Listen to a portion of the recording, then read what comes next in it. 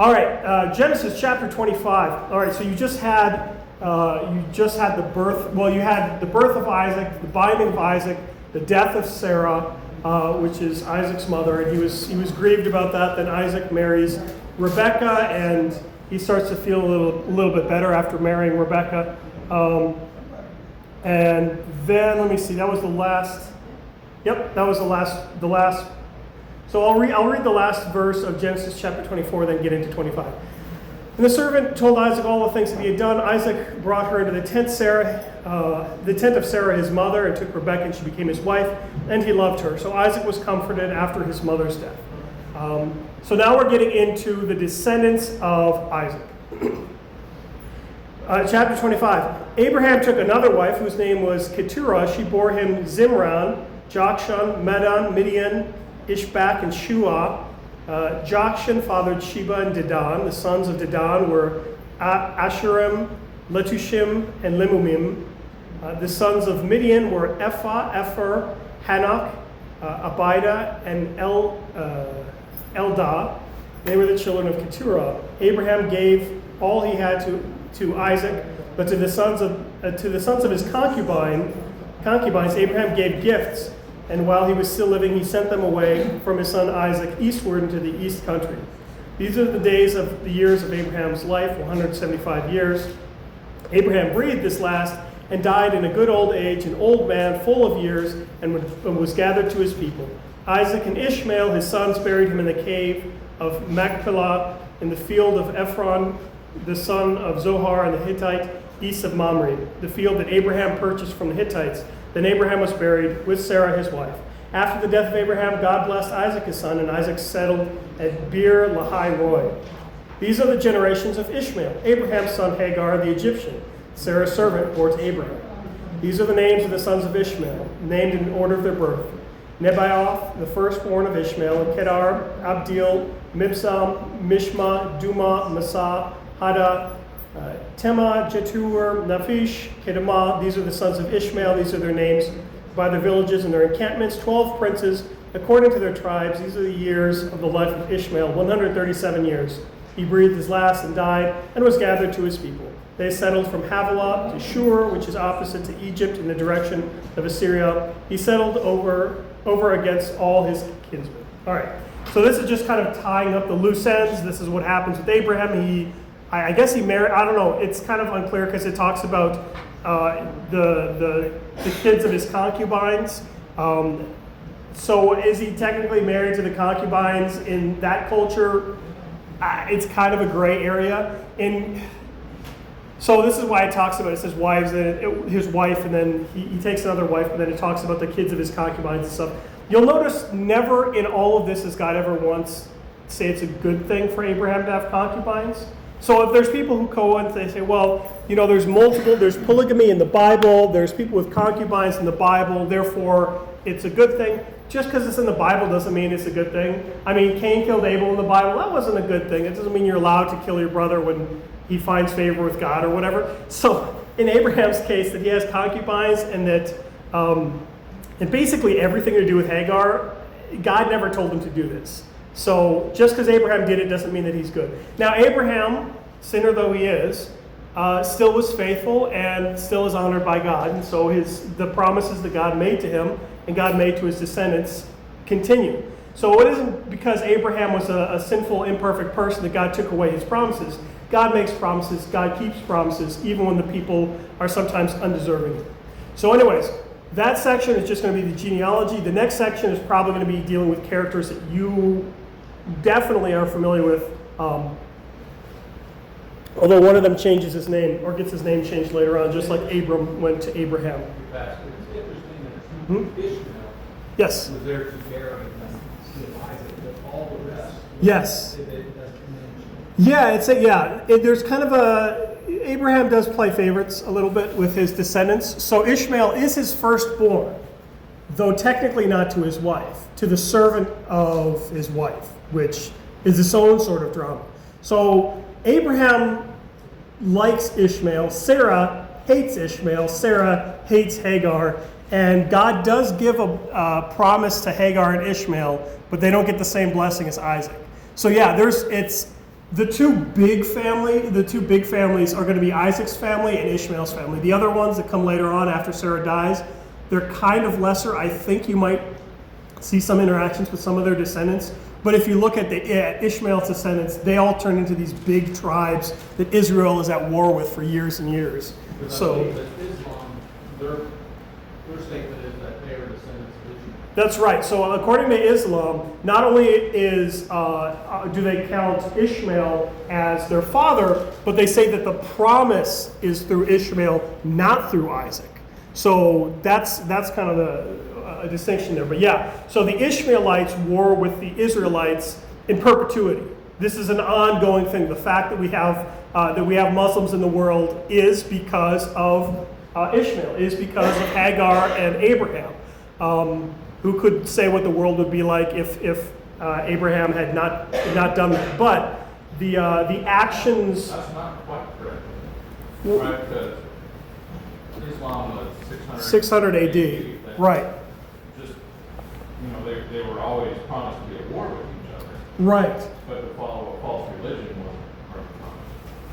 Right. So it isn't. Yeah. So it's like making a distinction between the Arabs and the Muslims. Right. So the Arabs, what we refer to as the Arabs, that's a really clunky term. Those would basically be the genetic descendants of Ishmael. And not every Arab is Muslim. There's lots of Christian Arabs. There's lots of different groups or whatever. But generally, the religion, the false religion of Islam, which comes around in around 600 AD, 600 something AD by Muhammad, these people are referred to for a while in history as the Ishmaelites, or the Mohammedans. If you read C.S. Lewis, or even if you read the early American founding fathers, I think it refers to the Ishmaelites or the Mohammedans or whatever. The term Muslim kind of comes up later. But the connection is made that through the Arabic people, a false religion develops, just like through the descendants of Israel, through the Hebrews, false religions of Judaism develop. It's not that Judaism is halfway to Christianity. It's that the Judaisms that deny Christ, they are a false religion. They are different. They are just as much off the mark as Islam is off the mark. So the result of these, so again, yeah, genetically, what would the world be like if the descendants of Ishmael hadn't existed? Presumably there wouldn't be an Arabic people. What would that mean in terms of would Islam exist? Or it's complicated, but generally, historically, the connection is made between Islam that comes around in 600 AD and Ishmael as the descendants. But it's not as cut and dry as. And then Ishmael bore Muhammad, and Muhammad created the religion in 2000 BC or whenever this was BC. But yeah, you're absolutely right. It's not. There's a connection there, and historically people have made this connection. But it's not that every Arab is Muslim. It's not that. Anyways. That being said, even in that case, even without Islam, you see the descendants of Ishmael turn into these great tribes. A lot of the ites, I think it's like the Amorites, the Jebusites, the Perizzites, and stuff like that. You'll see a lot of Ishmael's children develop into these. And we'll see real quick with Jacob and Esau that Esau's descendants, I believe it's the Ebionites, those are the ones that come from that, and Israel has problems with them too. So the descendants of Israel constantly make enemies, usually, well not always, but usually it's enemies with people who are related to them. If you go far, ultimately if you go far enough back. You've got the Egyptians and the Babylonians and stuff like that, but a lot of the ites, those are people related to the Israelites more closely. All right, chapter 25, verse 19. These are the generations of Isaac, Abraham's son. Abraham fathered Isaac, and Isaac was 40 years old when he took Rebekah, the daughter of Bethuel, the Aramean of Paddan Aram, the sister of Laban the Aramean, to be his wife. And Isaac prayed to the Lord for his wife because she was barren. And the Lord granted his prayer. Rebekah, his wife, conceived. All right, I'm going to pause right there real quick. So Rebekah was barren. Sarah was barren. This is a constant recurring theme to pay attention to in the Bible, that you have people who are not supposed to give birth naturally, like the Virgin Mary giving birth, or like, who else was it? There's a couple of other people, but basically barrenness, some people would see it as kind of a curse, but really barrenness, God often uses this inability to have children as a way of stepping in and saying, look, God is powerful enough to overcome the natural limitations, biological limitations of a person. So through prayer, this is how, so Isaac prays to the Lord for his wife because she was barren. The Lord granted his prayer, and Rebekah, his wife, conceived. Thanks be to God. The children struggled, okay, this is fun. The children struggled together within her, and she said, if it is thus, why is this happening to me? She went to inquire of the Lord, and the Lord said to her, 2 nations are in your womb, 2 peoples from within you shall be divided. The one shall be stronger than the other. The older shall serve the younger. Interesting. So you've got the kids fighting in the womb. They're already pulling each other's, well, they wouldn't have hair, pulling each other's noses. Verse 24, when her days to give birth were completed, behold, there were twins in her womb. The first came out red, his body like a hairy cloak. So they called his name Esau. Afterward, his brother came out with his hand holding Esau's heel. So his name was called Jacob. Isaac was 60 years old when she bore them. When the boys grew up, Esau was a skillful hunter, a man of the field, while Jacob was a quiet man dwelling in tents. Isaac loved Esau because he ate of his game, but Rebekah loved Jacob. What a true family dynamic. Oh, my beloved Esau, my firstborn, my burly son, my manly son. And then there's that twerp Jacob. And they call him Jacob because he's heel grabber is what they're calling him. And heel grabber, it's not a nice term. Basically, it's kind of like dragging someone back. It's clinging on to somebody else's success. It's betraying somebody. It's being sneaky is kind of what it is. Yes?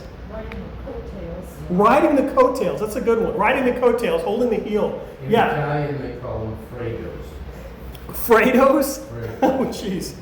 Yeah, like that, like in Godfather, 2, I think? Anyways. So it's interesting. Yeah, so Esau is firstborn. Esau is, again, I can't help but think about this dynamic of like Cain and Abel, where you have the firstborn, and the firstborn is, a hunter or, everything that you would expect. Everything you would expect from God is going to choose this person. This is going to be the chosen one that God is going to use to bring about salvation. Cain, that wasn't the case. It ended up being Seth. Esau, that's not the case. It ends up being Jacob. Saul, that's not the case. It ends up being David. All of David's brothers being bigger than him and everything like that didn't do him any good. Being born before him didn't do him any good. And something to consider is at this time you have this system where firstborn meant a lot. You give your inheritance basically, or the primary portion to your firstborn son. If somebody's going to carry on the family name, presumably it's going to be the firstborn, and then it kind of rolls downhill. So if you're the lastborn, you get the scraps, the hand-me-downs, and stuff like that. So what God does is God has his own order, and in spite of the human order, the way that humans generally did things. So again, Isaac even favors Esau. So Isaac, the patriarch's favorite person is Esau. The firstborn is Esau. The stronger is Esau. Everything points to Esau being the one who's going to take the promise. Jacob, the conniving little heel grabber, it's not going to be him. Nobody's going to count on him carrying on the promise. All right. The boys grew up. Esau was a skillful hunter, a man of the field, while Jacob was a quiet man dwelling in tents. I don't want to read too much into that, but yeah, it does. Jacob kind of seems, well, he's the quiet type. He's not so useful as have you seen Esau, my son? Oh, don't worry about Jacob. He's doing his own thing. I don't know, playing with sticks and stuff. He's a mama's boy. He is a mama's boy. That comes into play too, because Jacob loves his mom, and his mom loves Jacob. So that is what leads to this. Verse 29. Once while Jacob was cooking stew, Esau came in from the field and was exhausted, and Esau said to Jacob, "Let me eat some of that red stew, for I am exhausted." Therefore his name was called Edom. I know this It's like, hey, let me have some of that stew. Therefore, his name was called Campbell's Chicken Noodle. Like, I don't know. I think we should still do that. Jacob said, sell me your birthright now. Esau said, I am about to die, so what use is a birthright to me? Jacob said, swear to me now. So he swore to him, and he sold his birthright to Jacob. Then Jacob gave Esau the bread and lentil stew, and he ate and drank and rose and went on his way. Thus Esau despised his birthright. This is interesting. So it said he sold his birthright. It didn't say he hated his birthright. But by getting rid of the blessing that was coming to him, he despised it. This is an interesting piece of language here. So Esau did not, to despise something in this way means not to value it. I'm going to die in it. He doesn't trust that God's going to take care of him. He doesn't trust that the birthright, that he's going to take care of the birthright. He says, yeah, fine, whatever blessing God has for me, I don't care. I just want food. He's throwing away something eternal for something temporary. That's going to be a theme in the sermon today. Chapter 26. But note that he did it of his own free will. Now Jacob was, hey, sell me your birthright, which you could, okay, that's kind of sneaky, but to be fair, Esau didn't really get tricked. Esau was like, okay, I'll take this extremely valuable thing.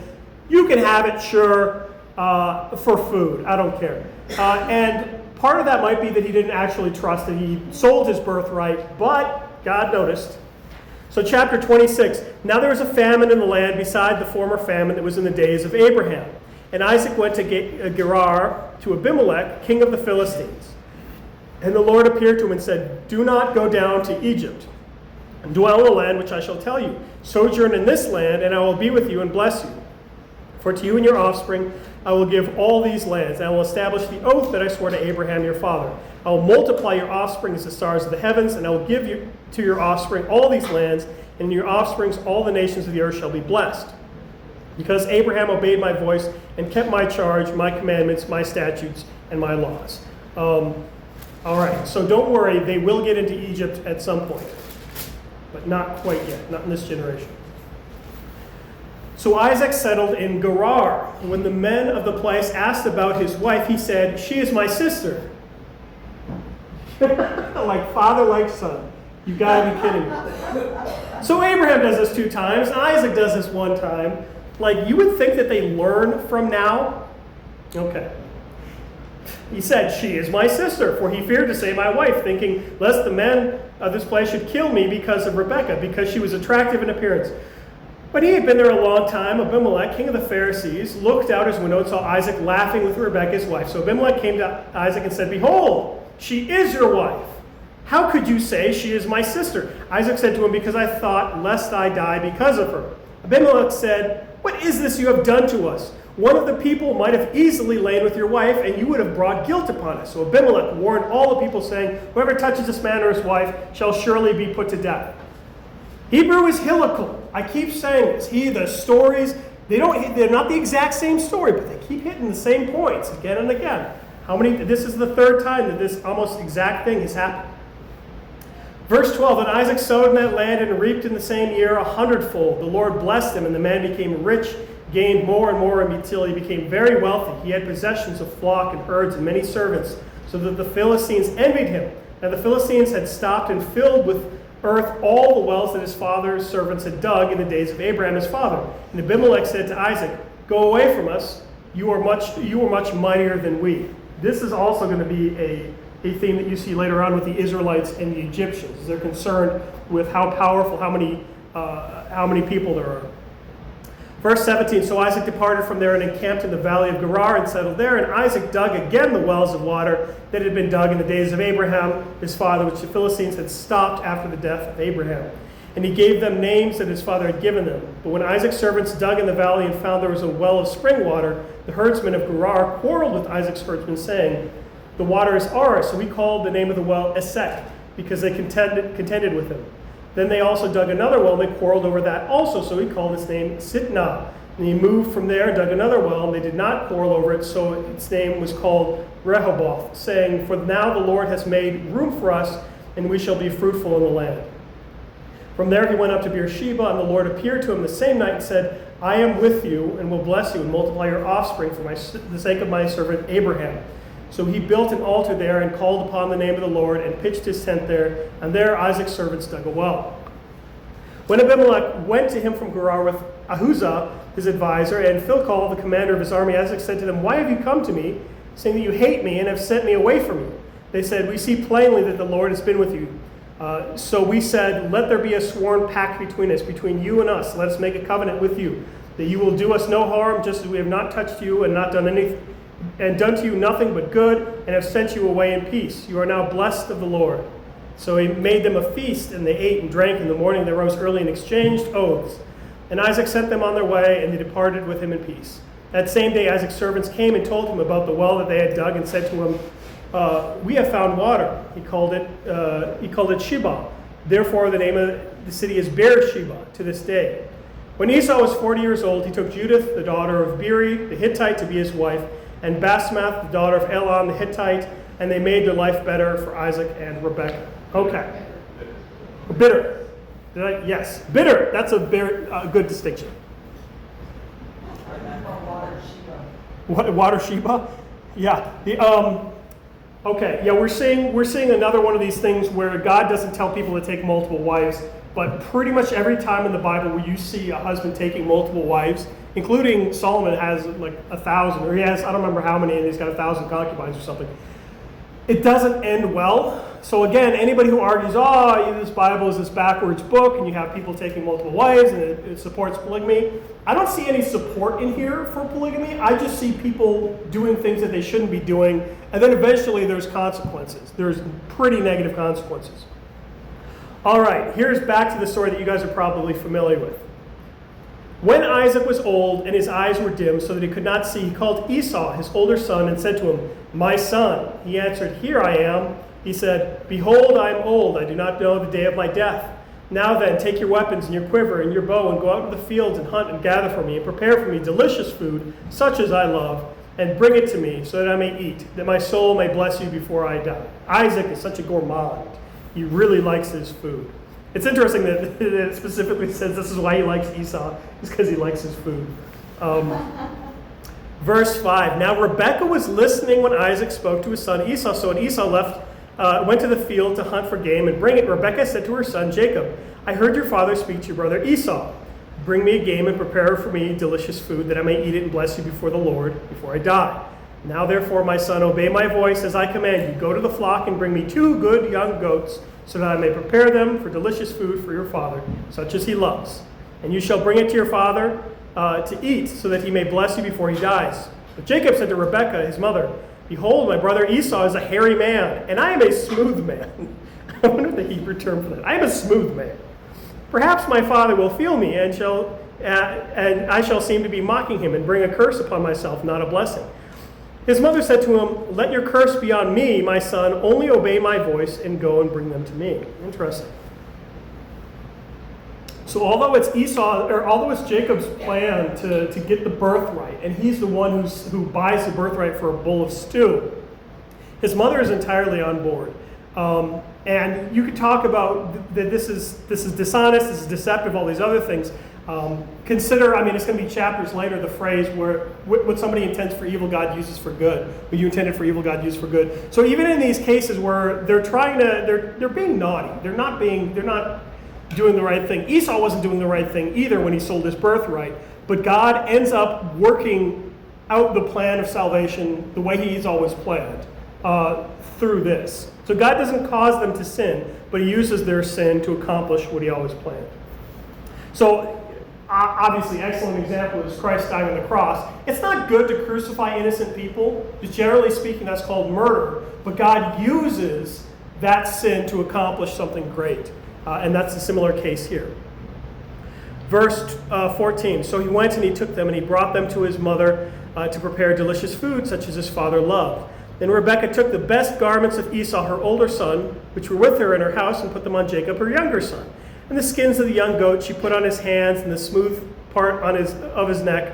And she put delicious food and bread, which she had prepared, into the hand of her son Jacob. So he went to his father and said, "My father." And he said, "Here I am. Who are you, my son?" Jacob said to his father, "I am Esau, your firstborn. I have done as you told me. Now sit up and eat of my game, so so that your soul may bless me. But Isaac said to his son, how is it you have found it so quickly, my son? My grandma, what big eyes you have. What big ears you have. He answered, because the Lord your God granted me success. Then Isaac said to Jacob, please come near that I may feel you, my son, to know whether you are really my son Esau or not. If he's this suspicious, I don't know. So Jacob went near to Isaac his father, who felt him and said, that voice is Jacob's voice, but the hands are the hands of Esau. He did not recognize him because his hands were hairy like his brother Esau's hands. So he blessed him. He said, are you really my son Esau? He answered, I am. And he said, bring it near to me that I may eat of my son's game and bless you. So he brought it near to him and he ate, and he brought him wine and he drank. Then his father Isaac said to him, come near and kiss me, my son. So he came near and kissed him, and Isaac smelled the smell of his garments and blessed him and said, see, the smell of my son. It says the smell of a field that the Lord has blessed. May God give you the dew of heaven and the fatness of the earth and plenty of grain and wine. Let the people serve you, nations bow down to you. Be Lord over your brothers, that your mother's sons bow down to you. Cursed be everyone who curses you, and blessed everyone who blesses you. As soon as Isaac had finished blessing Jacob, when Jacob had scarcely gone out from the presence of his father, Esau, his brother, came in from his hunting. He also prepared delicious food and brought it to his father, and he said to his father, let my father arise and eat of his son's game, that you may bless me. His father Isaac said to him, who are you? He answered, I am your son, your firstborn Esau. Then Isaac trembled very violently and said, who was it then that hunted game and brought it to me? And I ate it before you came, and I have blessed him. Yes, and he shall be blessed. As soon as Esau heard these words of his father, he cried out with exceedingly great and bitter cry, and said to his father, bless me, even me also, O father. But he said, your brother came deceitfully and has taken away your blessing. Esau said, is he not rightly named Jacob? For he has cheated me these 2 times. Again, Jacob meaning heel grabber, meaning sneaky trickster. He took away my birthright, and behold, now he has taken away my blessing. Then he said, have you not received a blessing for me? Or have you not reserved a blessing for me? Isaac answered Esau, behold, I have made him lord over you and all his brothers. I have given him your servants with grain and wine, and have sustained him. What can I do for you, my son? Esau said to his father, have you but one blessing, father? Bless me, even me also, O my father. And Esau lifted up his voice and wept. Then Isaac his father answered and said to him, behold, away from the fatness of the earth shall your dwelling be, and away from the dew of heaven on high. By your sword you shall live, and you shall serve your brother. But when you grow restless, you shall break his yoke from your neck. Now Esau hated Jacob because of the blessing which his father had blessed him. And Esau said to himself, the days of mourning for my father are approaching. Then I will kill my brother Jacob. But the words of Esau, her older son, were told to Rebekah. And she sent and called Jacob, her younger son, and said to him, behold, your brother Esau comforts himself about planning to kill you. Now therefore, my son, obey my voice. Arise, flee to Laban, my brother, in Haran, and stay with him a while until your brother's fury turns away, until your brother's anger turns away from you, and he forgets what you have done to him. Then I will send and bring you from there. Why shall I be bereft of both in one day? Then Rebekah said to Isaac, I loathe my life because of the Hittite woman. If Jacob marries one of the Hittite women like these, one of the women of the land, what good will my life be to me? All right, so this plays out horribly for Jacob, at least so it seems. Now, we know what happens later on in the story, but from Jacob's perspective, his older brother, who is very capable of killing him, again, Jacob's the sit inside on the computer, watch TV kind of guy. Smooth skin. What do they call him? My smooth skinned son or something like that? He is, yes. So he has every right to be terrified. And who knows? Esau specifically says he's going to kill Jacob. So Jacob runs off. Now you remember Laban's been mentioned a couple times before, and this is really the part of the story where Laban kind of he plays a bigger part here. Also keep in mind, remember that Esau had already married, 2 women so far at least? Esau was 40 years. He took Judith, the Hittite, and Basemath, another Hittite.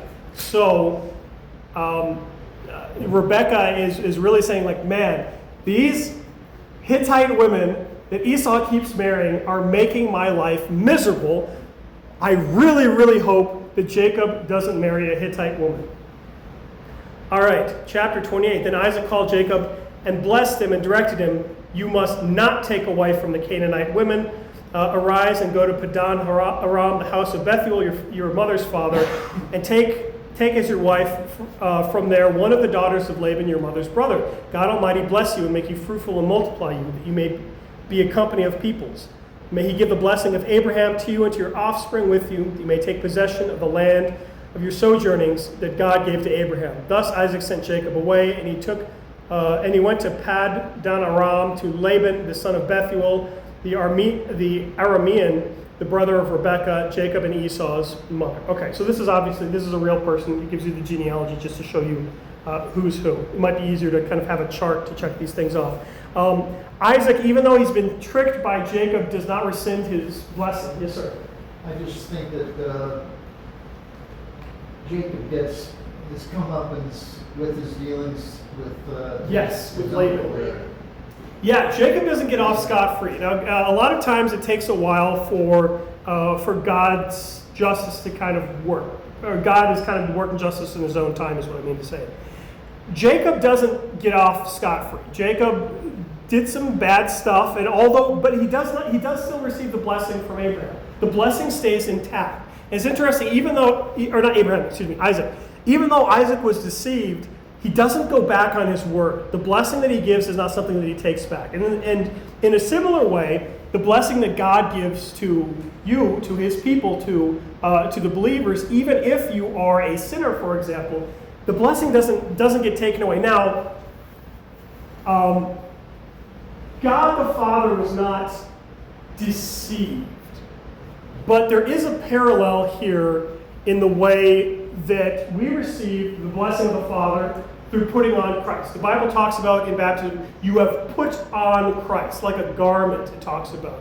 The righteousness of Jesus. Now, God the Father's eyesight is not poor, but this is something that he goes along with. That when you approach the Father, you can approach him as our Father because you are bearing the name of Christ in your baptism. You are bearing Christ like a garment. In the same way that Jacob, or in a similar way that Jacob put on the garment of Esau, the hairiness of Esau, and approached the Father, you put on the righteousness of Christ and you approach the Father. And as a result of that, you end up getting the blessings of the Son of God. The blessings of the Son of God are given to you, and God doesn't remove those blessings. Now again, the distinction is Isaac was deceived, but he holds true to his blessings. God was not deceived, but God willingly gives you the blessings and sees you as he sees his own son, Jesus. Again, think about the language putting on Christ when you read through the story of Jacob disguising himself as Esau. All right, actually, this is a good chapter tonight. Let's end it there. We can do chapter 28 the next time, maybe, because Jacob has fun with Laban, or rather, Laban has fun with Jacob. Has some free work that he gets from Jacob. So we'll end that there for now. But yeah, definitely. I mean, if you see parallels between you and Christ and Jacob and Esau and stuff like that, it's definitely something to ponder over and to consider, because there are some connections there. So let's close with the doxology.